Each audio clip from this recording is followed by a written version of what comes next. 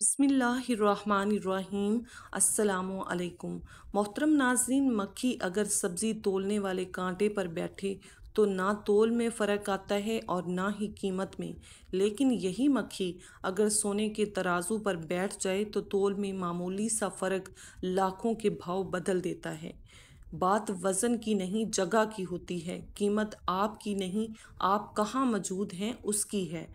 इसीलिए खुद को उन महफ़िलों, लोगों और माहौल में रखें जहाँ आपकी कद्र हो, जहाँ आपका वक़ार हो और जहाँ आपकी इज़्ज़त की जाए।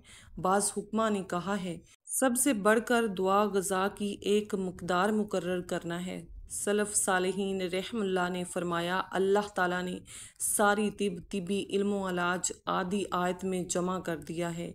खाओ और पियो मगर असराफ ना करो, यानी कि एतदाल के साथ खाना पीना ही सेहत का सबसे बड़ा असूल है। लुकमान हकीम रहमुल्लाह ने अपने बेटे को कहा, ए बेटे, एक बार पेट भरने के ऊपर मज़ीद पेट भर कर ना खाओ, क्योंकि तेरा उस कुत्ते के लिए डाल देना इससे बेहतर है कि तू इसे खाए। रसूलुल्लाह सल्लल्लाहु अलैहि वसल्लम से मरवी है कि आपने इरशाद फरमाया, खाने को ठंडा कर लो क्योंकि गर्म खाना बरकत वाला नहीं होता। इमाम कुर्तबी रहमतुल्लाह अलैह फरमाते हैं, कहा गया है कि कम खाने में कसीर फ़वाइद हैं। उनमें से कुछ यूँ हैं कि आदमी जिस्म के एतबार से सेहतमंद होता है, क़ुव्वत हाफ़ज़ा के एतबार से उम्दा, आला और फ़हम के एतबार से इंतहाई ज़की और ज़हीन होता है। नींद कम होती है और जान हल्की फुल्की रहती है और ज़्यादा खाने में मैदा बोझल और बदहज़मी की बू होती है और इसी तरह से तरह तरह की बीमारियां पैदा होती हैं और उसकी निस्बत ज़्यादा इलाज की ज़रूरत होती है, जितनी कम खाने की सूरत में होती है। अल्लाह जब देने पर आता है तो वो भी देता है जिसका मिलना दुआ से भी मुमकिन नहीं लगता।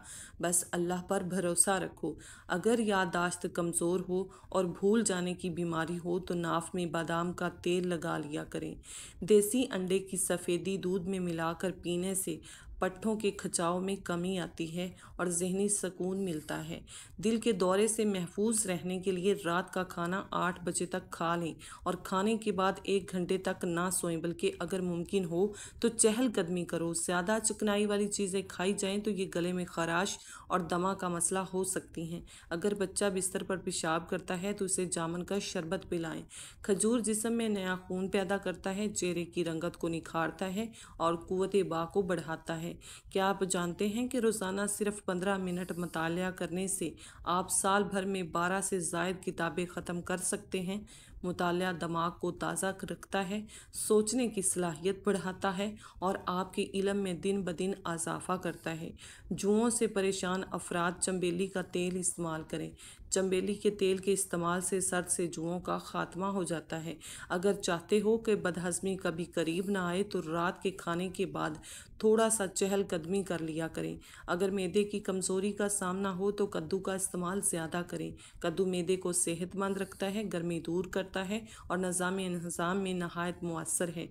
ख़ारिश वाली जगह पर प्याज मसल दो, ख़ारिश ख़त्म हो जाएगी। दही मैदे की तेज़ाबियत को दूर करती है और वज़न को भी कम करती है। रोज़ाना सोने से पहले जैतून के तेल के 2 कतरे 1 गिलास दूध में मिलाकर पीने से बवासीर जैसी बीमारी से निजात मिल जाती है। आलू कम से कम इस्तेमाल करो क्योंकि ये जिगर की चर्बी बढ़ाता है। अगर मोटापे से बचे रहना चाहते हो तो रात को खाने के बाद फ़ौरन ना सो जाएं। सफ़ेद चने एस्ट्रोजन की कमी की वजह से होने वाली हड्डियों की कमज़ोरी को रोकने में मददगार साबित हो सकते हैं। सफ़ेद चने ग़िज़ाई फ़ाइबर, प्रोटीन, विटामिन्स, मिनरल्स का अच्छा ज़रिया हैं। ये सब मिलकर ब्लड शुगर और इंसुलिन सेक्रेशन में बेहतरी लाते हैं। सफ़ेद चने ख़वातीन में हार्मोन्स को मतवाज़न रखने में मावन साबित होते हैं, ख़ुसूसन हैज़ की बेतरतीबी के हवाले से। आजकल कब्ज़ एक आम मसला है जो अक्सर ग़िज़ा, तर्ज़ ज़िंदगी या पानी की कमी की वजह से होता है। खुशकिस्मती से चंद आसान आदत अपना कर इसे रोका और कम किया जा सकता है।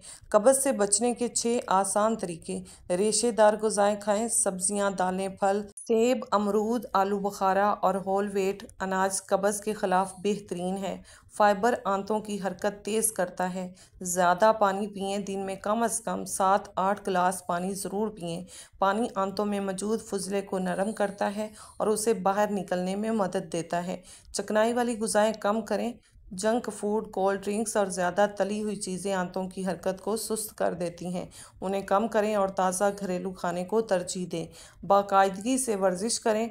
रोज़ाना 20-30 मिनट वॉक या हल्की वर्जिश आंतों की हरकत को फ़ाल करती है।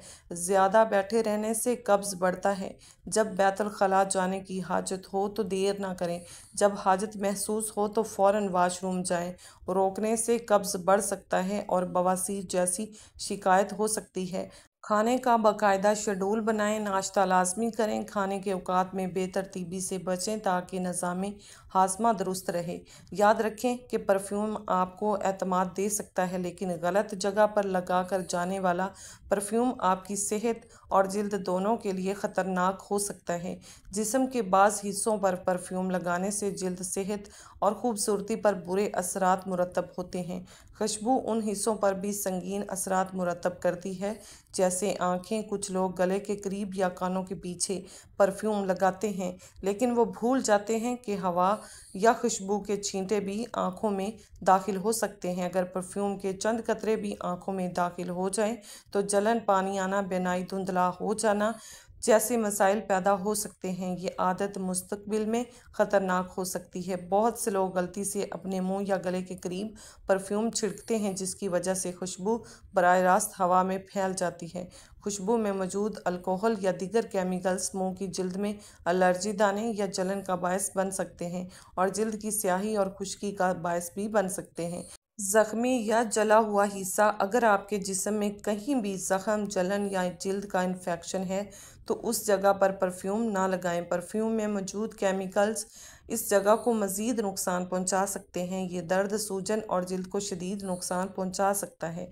बहुत से लोग जिस्म की बदबू को छुपाने के लिए जिस्म के नाजुक अज़ा के करीब परफ्यूम स्प्रे करते हैं, ताहम उससे ना सिर्फ जिल्द को नुकसान पहुंचता है बल्कि इन्फेक्शन का ख़तरा भी बढ़ जाता है।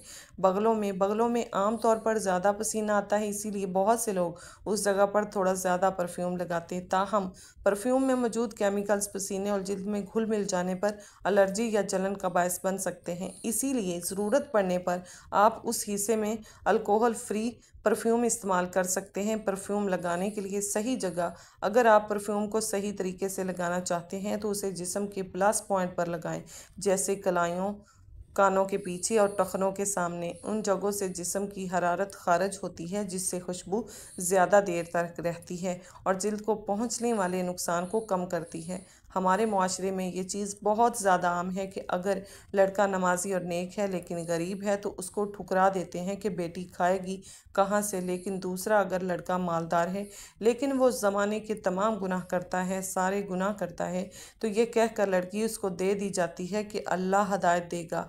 जो अल्लाह उसको हदायत देने पर कादर है, तो क्या वो उसको रिज़्क देने पर कादर नहीं है? इंसान खुद ही अपना दुश्मन है। इंसान अपनी ज़िंदगी के सबसे बड़े ज़ख्म दूसरों से नहीं खाता, बल्कि अपने ही हाथों से खाता है। तुम्हारा खौफ तुम्हें कमज़ोर करता है। तुम्हारा शक तुम्हें दुश्मनों के जाल में ले आता है। तुम्हारी लालच तुम्हें गुलाम बना देती है। तुम्हारी जल्दबाजी तुम्हें अपनी बर्बादी की तरफ धकेलती है। फ़र्ज़ करो तुम एक बस में बैठे हो और तुम्हारे पास कीमती पर्स है। तुम्हारे साथ बैठा हुआ शख्स आम लग रहा है, लेकिन तुम्हारे अंदर शक पैदा होता है कि शायद ये चोर है। तुम डर के मारे बार बार पर्स चेक करते हो। वो शख्स तुम्हें मशकूक नज़र से देखने लगता है। आखिरकार वो सोचने लगता है ये आदमी कुछ कीमती चीज़ लेकर बैठा है, और यूं तुम्हारा अंदर का खौफ ही असल दुश्मन को पैदा कर देता है। जब इंसान बार बार किसी अच्छी आदत को शुरू करके छोड़ देता है तो उसके दिमाग में बार बार मायूसी का चक्कर बन जाता है। मैं कुछ नहीं कर पा रहा, मायूसी और काम ना करने का दिल, इससे मोटिवेशन मज़ीद कम हो जाती है। ये एहसास कि मैं बिल्कुल नाकाम हूँ एक शैतानी वसवसा है, हकीकत नहीं। आपको बड़े बड़े प्लान बनाने की ज़रूरत नहीं। रोज़ एक छोटी चीज़ का अहद करें, मसलन सिर्फ 10 मिनट मुतालिया या फिर सिर्फ 2 सफ़े कुरान पाक। मैदे के मसले को नज़रअंदाज ना करें, खुराक बेहतर करें, क्योंकि जिस्मानी कमज़ोरी से इरादे कमज़ोर हो जाते हैं। सुबह फजर के बाद काम तय करें कि आज क्या करना है, चाहे हल्की वर्जिश या कोई काम, ताकि फ़ौरन दोबारा नींद ना आए। आपने पहले ये सब कुछ किया है, उसका मतलब है कि दोबारा कर सकते हैं। अल्लाह पाक के नज़दीक भी वही अमल पसंदीदा है जो छोटा मगर मुसलसल हो। अक्सर हम खुद को दूसरों से कम तर समझने लगते हैं। किसी का लिबास अच्छा लगे तो कोई ज़्यादा खूबसूरत लगे, या किसी के पास हमसे ज़्यादा सहूलतें हों तो दिल में सवाल आता है, मैं ऐसा क्यों नहीं हूँ। यही सवाल आपके एतमाद को ख़त्म करता है और खुशी को छीन लेता है। असल पहचान आपके कपड़ों या चेहरों में नहीं, बल्कि आपकी शख्सियत, आपके अखलाक और आपके अल्फाज में है। कोई आपके जैसा नहीं। आप अपनी मिसाल आप हो। अपनी खूबियों को पहचानें, अपनी कमज़ोरियों को बेहतर बनाएं। जब आप खुद को कबूल करते हैं, दुनिया भी आपको इज़्ज़त देती है। लिहाजा खुद को दूसरों से ना तोलें, बस अपनी बेहतरीन शक्ल बनने की कोशिश करें, क्योंकि असासे कमतरी खुशियों का कातिल है। एक वहम को अहमियत देना और उसके तकाज़ों पर अमल करना हज़ारों वहमों और वसवसों में मुब्तला होने की राह हमवार करता है, जबकि एक वहम को झटक कर उसको अहमियत ना देना, उसके तकाज़ों पर अमल न करना हज़ार अवहाम और वसवसों का सद्देबाब करता है। इसीलिए वहमों, वसवसों और शकूक को किसी भी दर्जे में अहमियत न दें। उम्मीदें टूट जाती हैं, यकीन कभी नहीं टूटता, क्योंकि उम्मीदें लोगों से वाबस्ता होती हैं और यकीन रब की ज़ात से। अल्लाह पाक की ज़ात पे इस हद तक यकीन रखो कि लोग तुम्हें पागल समझें, और ये तुम्हारे यकीन की आखिरी हद होती है। उसके बाद मौजज़े होते हैं।